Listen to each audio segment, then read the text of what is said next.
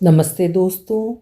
आज सुनिए वरिष्ठ लेखक संजीव जायसवाल संजय की लिखी हुई कहानी कविता के शब्द। मेरी जुबानी। मैं हूँ सीमा सिंह। दोस्तों, पिछले 3 महीने से इंडिया सुपर सिंगर कॉन्टेस्ट को आप लोगों का जो अभूतपूर्व प्यार और समर्थन मिला है, उसके लिए हम आपके शुक्रगुजार हैं। हमने भी देश के कोने कोने से नगीने ढूंढकर आपके सामने पेश किए हैं, एक से बढ़कर एक नायाब कलाकार। इन श्रेष्ठ कलाकारों में से सर्वश्रेष्ठ कौन है, यह तय कर पाना आसान नहीं था, किंतु आप सबके वोट और जूरी मेंबर्स की राय से हम अब निर्णायक मोड़ पर आ पहुँचे हैं। सेमीफाइनल राउंड में हमारे साथ अब केवल 4 गायक बचे हैं। हर राग, हर रागिनी, हर मूड और हर रंग के गीत इनसे गवाए जा चुके हैं, जिसमें सभी ने अपनी बेमिसाल प्रतिभा का परिचय दिया है। इनमें से विजेता का निर्णय कर पाना आसान नहीं है, इसलिए सेमीफाइनल में हमने कुछ अलग करने का निर्णय लिया है। कुछ ऐसा जैसा टेलीविज़न के इतिहास में पहले कभी नहीं हुआ हो। इतना कहकर एंकर ने पल भर के लिए रुककर ऑडिटोरियम में बैठे श्रोताओं पर दृष्टि दौड़ाई। सभी की निगाहें उसी के चेहरे पर टिकी हुई थीं। आर्क लाइट्स और कैमरे के लेंस भी उसी के ऊपर केंद्रित थे।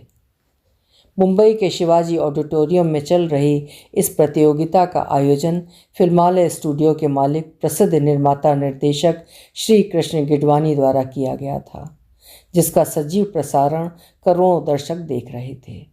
पिछले 3 महीने में इस प्रतियोगिता में एक से बढ़कर एक गायक सामने आए थे। संगीत की एक अनुपम यात्रा का आनंद दर्शकों को मिला था। इस प्रतियोगिता में हर पायदान पर कलाकार की सफलता का निर्णय 50% दर्शकों के वोटों और 50% जूरी मेंबर्स द्वारा दिए गए अंकों को जोड़कर होता था। जूरी के सदस्य प्रसिद्ध संगीतकार कुमार शेखर, गायक रोनित सिंह और गायिका हिमानी चतुर्वेदी थी। पिछले 15 वर्षों से कुमार शेखर के संगीत का जादू श्रोताओं के सिर पर चढ़कर बोल रहा था। उनका नाम सफलता की गारंटी बन चुका था। उन्हें अपनी फिल्मों के लिए साइन करने के लिए बड़े बड़े निर्माता लाइन लगाए रहते थे। पूरी फिल्म इंडस्ट्री पर कुमार शेखर का ज़बरदस्त दबदबा था। अपनी फिल्मों में मौका देकर उन्होंने रोनित सिंह और मोनिका चतुर्वेदी को भी सफलता के शिखर पर पहुंचा दिया था। इंडिया सुपर सिंगर प्रतियोगिता के विजेता को फिल्मालय स्टूडियो की तरफ से 1 करोड़ रुपए का इनाम के साथ अगली फिल्म में गाने का अवसर भी मिलने वाला था, जिसका संगीत कुमार शेखर दे रहे थे। दोस्तों, सेमीफाइनल राउंड में हमने कुछ नया करने का निर्णय लिया है। माइक पर एंकर की आवाज़ एक बार फिर गूंजी। कोई कलाकार शास्त्रीय संगीत में पारंगत है तो कोई लोक संगीत का उस्ताद, कोई गज़ल और मौसीकी का शहंशाह है तो कोई जाज म्यूज़िक का बादशाह, कोई फिल्मी गीतों का सितारा है तो कोई वेस्टर्न म्यूज़िक का सुपरस्टार। सभी अपने अपने फ़न के महारथी, मगर हमारा लक्ष्य तो एक ऐसे सिंगर को तलाश करना है जो हर फन मौला हो, जो संगीत की हर विधा का ज्ञाता हो, जिसकी हर सुर पर पकड़ हो। इसलिए हमने इस राउंड में अपने ऑर्केस्ट्रा को बाहर रखा है। उसकी जगह कंप्यूटर पर पहले से रिकॉर्डेड म्यूज़िक तैयार रहेगा, जिसमें हर भाषा की सैकड़ों तरह की धुनें, हजारों गानों के इंस्ट्रूमेंटल होंगे। दर्शकों में से कोई भी सामने आए, वो हर 30 सेकंड पर कंप्यूटर के बटन को दबाएगा तो किसी भी भाषा की कोई भी धुन बज उठेगी।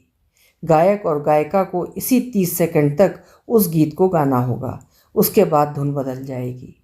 विजेता का निर्णय इस बात पर होगा कि उसने कितनी जल्दी और कितने सही तरीके से उस धुन पर गीत गाया है और कितने त्रुटिहीन तरीके से दूसरी धुन पर पहुंचा।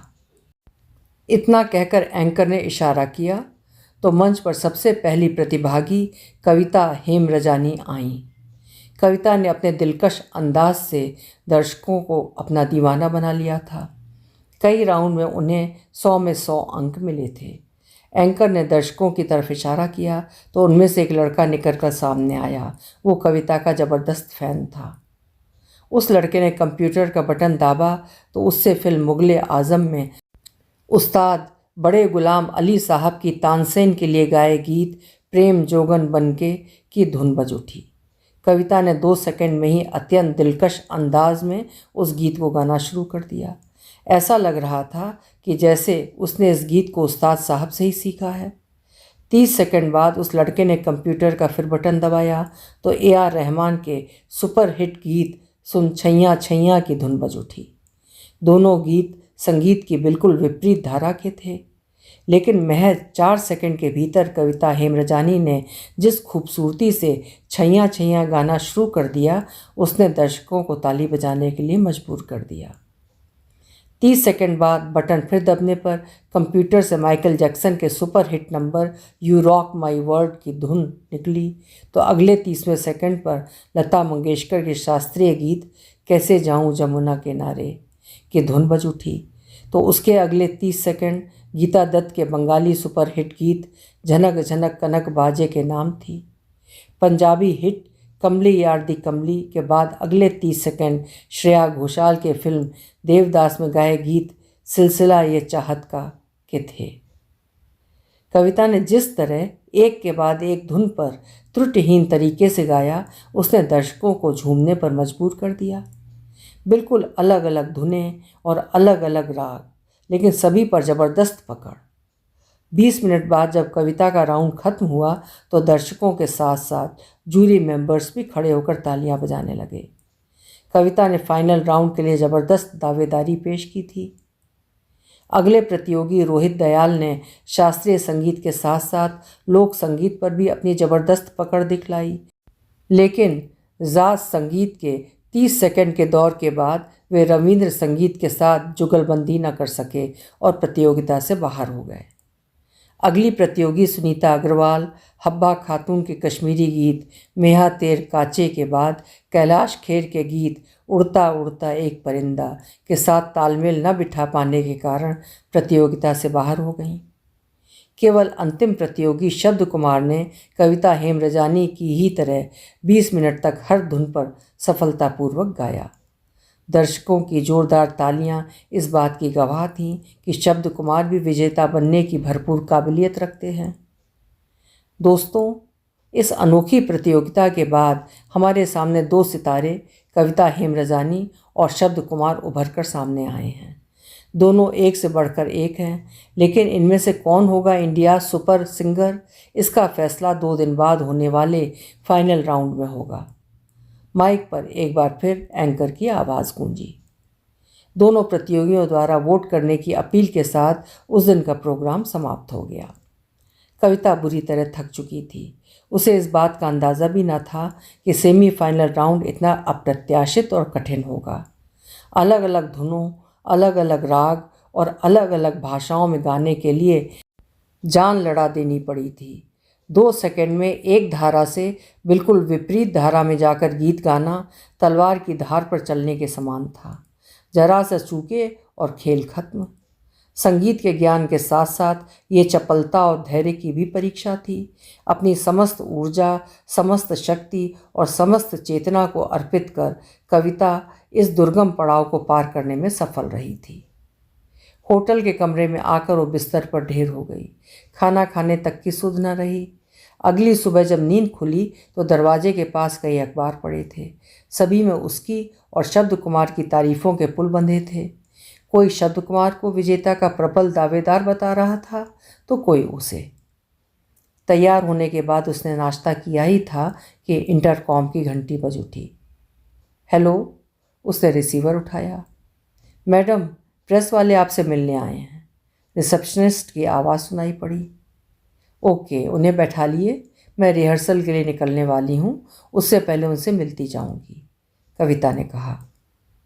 इंटरव्यू देने और स्टूडियो में जाकर रिहर्सल करने में दिन कब बीत गया पता ही नहीं चला। रात में आयोजकों की तरफ से एक पार्टी रखी गई थी। उसमें फिल्मी दुनिया की बड़ी बड़ी हस्तियां शामिल थीं। सभी कविता की प्रतिभा की दिल खोल कर तारीफ कर रहे थे। कईयों ने तो उसे विजेता बनने की अग्रिम बधाई भी दे दी थी, जिसे सुन कविता बहुत रोमांचित हो रही थी।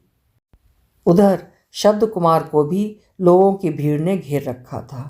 कईयों की नज़र में विजेता वो ही था। पार्टी के बाद कविता अपने कमरे में आ गई।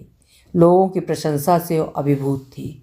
जिस तरह से उसने एक के बाद एक अलग अलग धुन और राग पर सफलतापूर्वक गाया था, उसकी तारीफ करते लोगों की जुबान नहीं थक रही थी।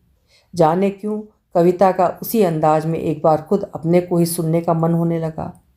मंच पर तो उसकी समस्त इंद्रियां धुनों को पकड़कर उस पर सही ढंग से गाने पर केंद्रित थीं, किंतु अब वो खुद को एक बार सुनकर अपना आकलन स्वयं करना चाहती थी, ताकि कोई कमी रह गई हो तो फाइनल राउंड से पहले उसे दूर किया जा सके।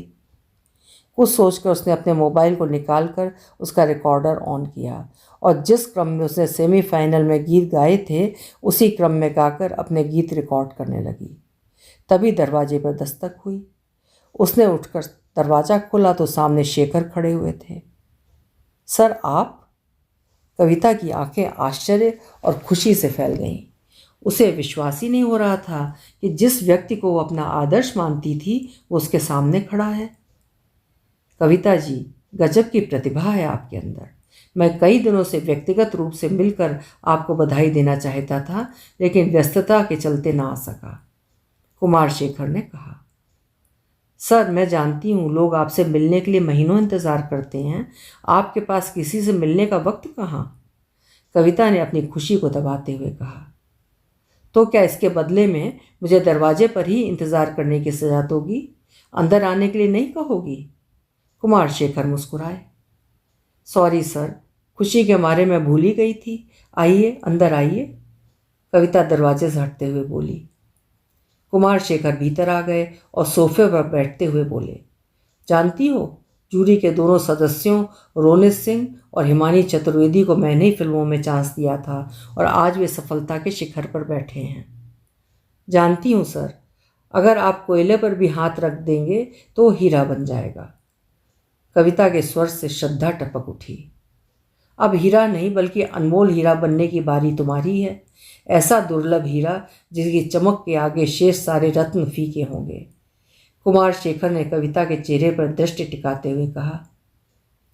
कविता अभिभूत हो उठी। उसने कुमार शेखर के पैर छूते हुए कहा, बस अपना आशीर्वाद दे दीजिए, मैं आपकी आकांक्षाओं पर उतरने की पूरी कोशिश करूंगी। मेरा आशीर्वाद तुम्हारे साथ है, मगर तुम्हारा स्थान मेरे चरणों में नहीं बल्कि हृदय में है। कुमार शेखर ने आगे बढ़ कविता को अपने सीने से लिपटा लिया। सर, ये क्या कर रहे हैं आप? कविता चीहूक उठी। तुम्हें सफलता की बुलंदियों पर पहुंचाने की तैयारी। कुमार शेखर मुस्कुराए। उनकी आंखों में वासना छलक उठी थी। बुलंदियों पर पहुंचाने या पतन की गहराइयों में धकेलने की तैयारी कर रहे हैं आप? कविता ने तड़पते हुए अपने को छुड़ाने की कोशिश की। कविता, फिल्मी दुनिया की राह बहुत कटीली है। यहाँ बिना गॉडफादर के एक कदम भी बढ़ोगी तो लहूलुहान हो जाओगी। इसलिए मेरी बन जाओ, मैं तुम्हारी ज़िंदगी बना दूंगा। तुम न केवल ये प्रतियोगिता जीतोगी बल्कि मेरी अगली सभी फिल्मों में गाने का मौका तुम्हें ही मिलेगा। सफलता तुम्हारे कदम चूमेगी। कुमार शेखर ने अपने होंठ कविता के होंठों की ओर बढ़ाए। झनाक, जैसे कोई मूर्ति खंडित हो गई हो, जैसे कोई स्वप्न टूट गया हो। कविता का रोम रोम वितृष्णा से भर उठा। उसने पूरी शक्ति से धक्का दिया तो कुमार शेखर लड़खड़ा कर गिर पड़े। कविता ने उन पर घृणा भरी दृष्टि डाली, फिर तड़पती हुई बोली, मैं आपको पिता तुल्य तो मानती थी, लेकिन अपना गॉडफादर बनाने के लिए तैयार नहीं हूँ। मैं इस प्रतियोगिता में यहाँ तक अपनी मेहनत से पहुँची हूँ और आगे भी अपनी मेहनत से ही बढ़ूँगी। कुछ नहीं कर पाओगी तुम। रोनित और हिमानी मेरे साथ 5 साल के कॉन्ट्रैक्ट में बंधे हैं। उनका कैरियर मेरी मुट्ठी में है, इसलिए वे उसी को विजेता घोषित करेंगे जिसको मैं चाहूँगा। मेरी मर्जी के खिलाफ मुंबई में कोई भी म्यूज़िक कंपनी तुम्हें काम देने की हिम्मत नहीं कर सकती। तुम्हारा कैरियर बनने से पहले ही खत्म हो जाएगा। इसलिए मेरा प्रस्ताव मान लो, चंद दिनों में ही तुम्हें देश की टॉप की गायिका बना दूंगा। कुमार शेखर ने अपने होठों को पोंछते हुए कहा। मैं आपकी पूजा करती थी इसलिए शांत हूँ, लेकिन इससे पहले कि मैं सिक्योरिटी बुलाऊं और आपकी इज्जत तार तार हो जाए, चुपचाप चले जाइए यहाँ से। कविता की आंखें आग उगलने लगीं और क्रोध की अधिकता से उसकी सांसें फूलने लगीं। बहुत बड़ी गलती कर रही हो तुम, कुमार शेखर खड़े होते हुए गुर्राए। सर प्लीज़ चुपचाप चले जाइए यहाँ से। कविता चीख उठी। अब कहने सुनने को कुछ शेष नहीं बचा था। किसी पराजित योद्धा सा अपने शरीर को घसीटते हुए कुमार शेखर कमरे से बाहर चले गए। कविता ने दरवाज़ा बंद किया और फपकते हुए बिस्तर पर गिर पड़ी। इन चंद पलों में जो कुछ भी घटित हुआ था उस पर वो विश्वास नहीं कर पा रही थी। जिस कुमार शेखर को वो अपना आदर्श मानती रही थी, उसका ये रूप उसकी कल्पना से भी परे था, किंतु सत्य अपनी पूर्ण प्रचंडता के साथ सामने उपस्थित था। भावनाओं का दावानल कविता के अंतर्मन को झुलसाए दे रहा था। फाइनल में वो कितना ही अच्छा क्यों न गाए, कुमार शेखर के कॉन्ट्रैक्ट में बंधे रोनित सिंह और हिमानी चतुर्वेदी उसे पराजित घोषित करने के लिए मजबूर होंगे। आज तक वो संगीत की छोटी बड़ी हर प्रतियोगिता जीतती आई थी। अब वो हार का सामना नहीं करना चाहती थी, किंतु परिणाम किसी खुले पृष्ठ की तरह सामने था। हारने से अच्छा होगा कि वो इस प्रतियोगिता से वॉकआउट कर जाए। कम से कम हार का धब्बा तो उसके माथे पर नहीं लगेगा।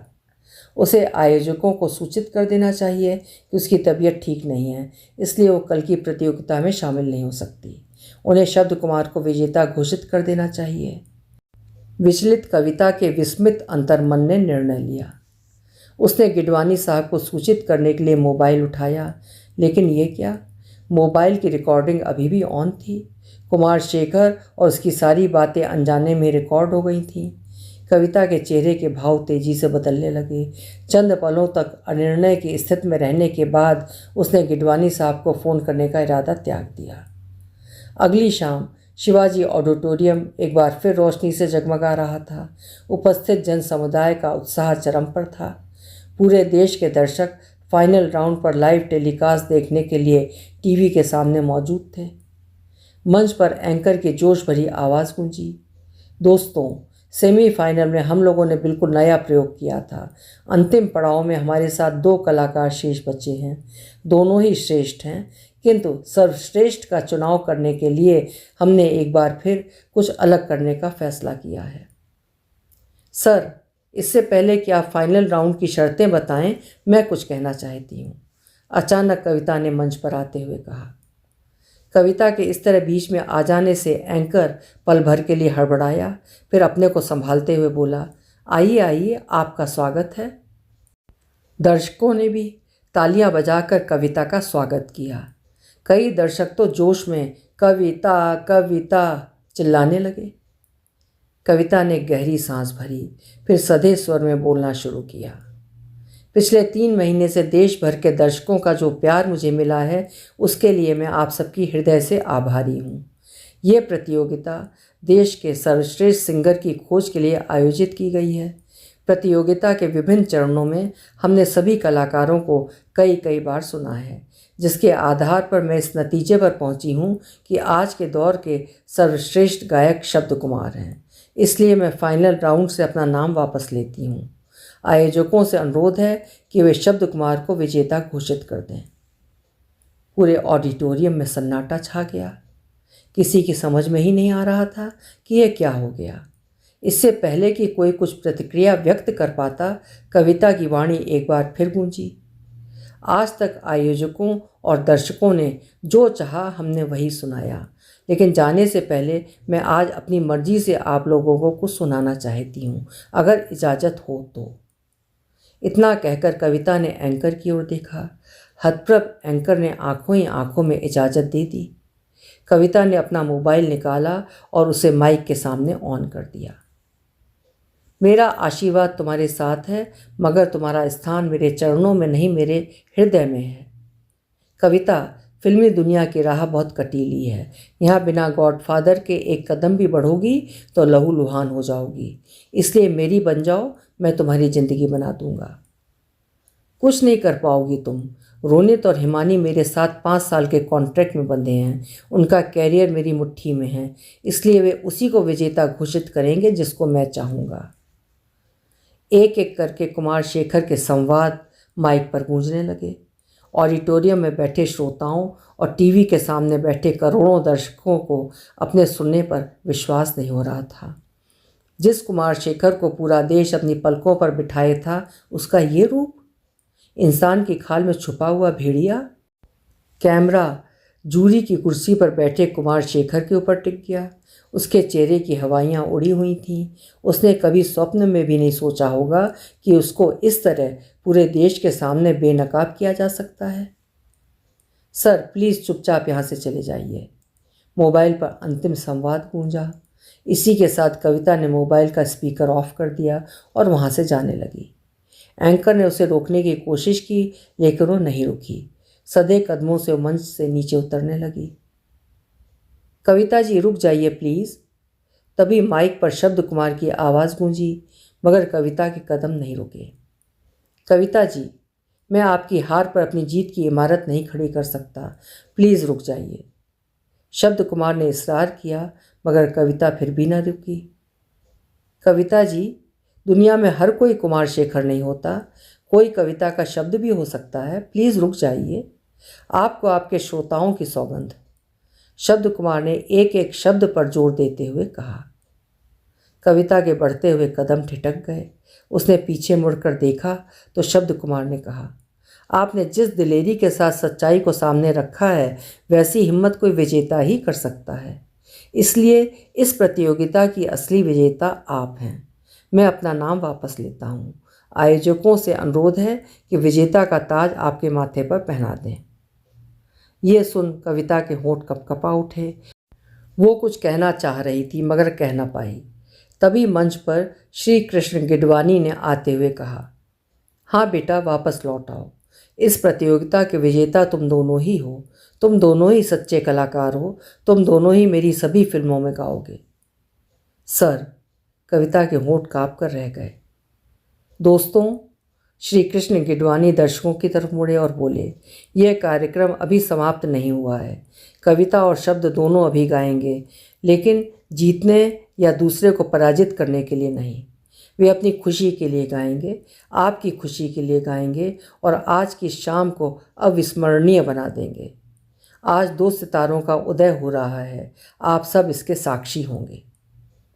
भाव विवल कविता अपनी भावनाओं को रोक न सकी। वो दौड़कर वापस आई और श्री कृष्ण गिडवानी के गले से लिपट कर फपक पड़ी। वे उसका सिर सहलाने लगे। ऑडिटोरियम में जमा भीड़ तालियां बजाकर उसकी वापसी का स्वागत कर रही थी। उधर सिक्योरिटी वाले कुमार शेखर को अपने साथ लेकर जा रहे थे। अभी आप सुन रहे थे श्री संजीव जायसवाल संजय जी की लिखी हुई कहानी कविता के शब्द। उम्मीद है कहानी आपको पसंद आई होगी। कल फिर मिलेंगे। आपका समय शुभ हो।